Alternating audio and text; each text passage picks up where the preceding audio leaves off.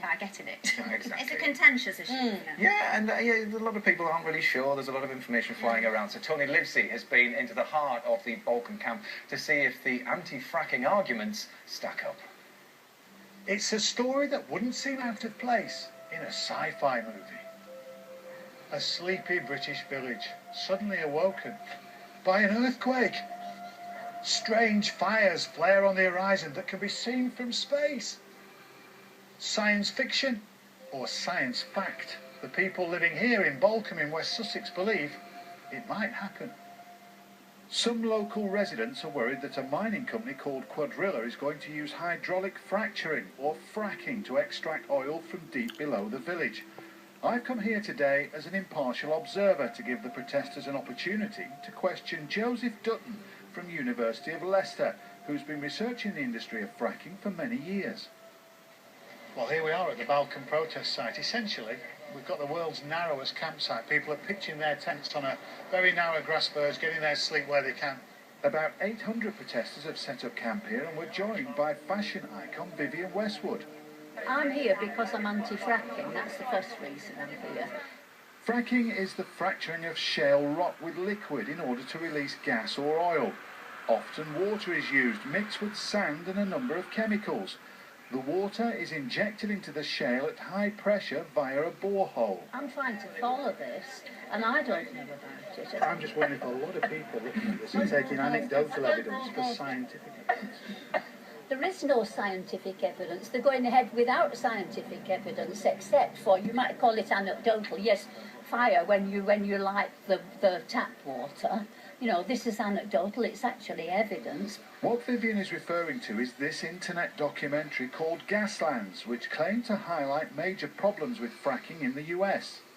The one, as you mentioned, in Gaslands with the guy lighting the tap, independent tests were done on that water, and the gas within it was biogenic methane from coal sitting underneath the town. Nothing to do with fracking and shale. Quadrilla say they haven't started fracking in Balcombe, and yet people are claiming that tremors are being felt. The guy just up the road here who actually, his house was shaking and it did affect his house. Fracking can cause seismic tremors. In 2011, Blackpool was hit by a minor earthquake during fracking. The earthquakes in Blackpool were caused by the fracking. The Quadrilla have admitted the independent tests by universities, and the government has said that fracking did lead to these seismic events. And we're talking about a seismic event of 1.5 happening at a depth of 3,000 feet. That's not going to destroy any buildings. There's no regulation whatsoever for onshore gas flaring. It would be regulated. You have to apply for a licence from DEC and the Environment Agency to do it. This is monitored independently by the government, and it's a very short period of time. The flaring or venting is only during the exploration stage. This is a really extreme method of getting oil and gas out of the ground. And it's brute force you're using with shale gas. Well, Joseph, is this any more dangerous than conventional mining, coal mining, for example? Coal mining has more seismic events. It leads to more releases of radioactive material from the ground, and leaves the largest damage to the surface of the earth.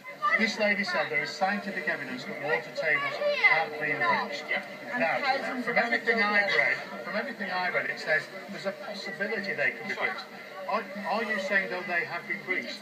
There are studies in certain parts of the United States that indicate, with the evidence base, that there have been breaches. Right, so that's a legitimate... This is an unregulatable industry. You cannot regulate it safely. As we attempt to separate fact from fiction, things get a little heated.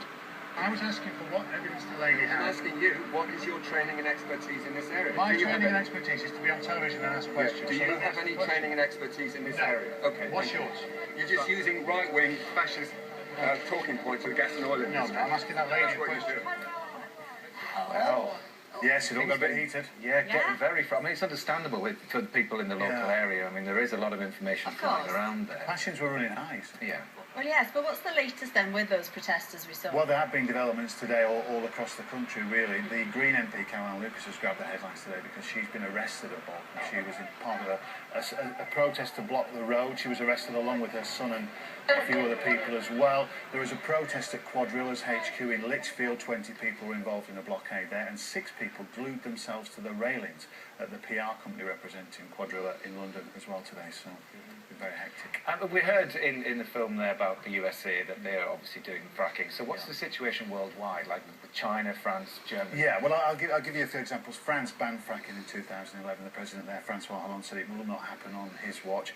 Germany are resistant to it. The brewing industry is a really forceful power there. They're saying they're worried it'll pollute the water and therefore pollute their beer. Right. The main players are China, America and Canada. Now, America and Canada, because of the amount of fracking they've done, believe they've got gas security for the next 100 years. That's why some governments are very interested in this. China have done nothing yet, but if they do, if they exploit the fields they have, they will dwarf what America and Canada can have put together. They're exploring at the moment in 26 different areas. I mean, that's the thing, is the gas has got to come from somewhere, because we're still relying on it. We're going to end up importing it from America. If and when fracking takes place in this country, it won't be in time. We'll be importing fracked gas from America very shortly.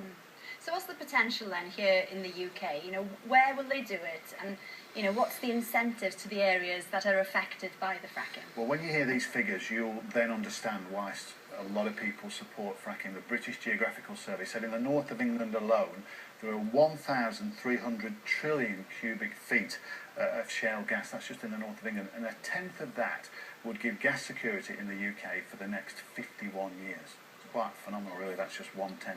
So there are 300 permits, Kent, West Sussex and Lancashire, a lot of it underway. If you have it on your land, you are compensated to a certain extent, but you can negotiate with the companies as well, and it can be a nice little earner. And for communities like Bolcombe, the government are trying to appease them by, they've got a community fund now, community benefit. They'll get £100,000 for the community and 1% of the production revenue, so it can be a nice little earner for the community. Okay, well, Tony, thanks ever so much. It'll be interesting to see what happens when that company goes back to carry on their exploratory work. But there we are. Another demonstration was going on yesterday.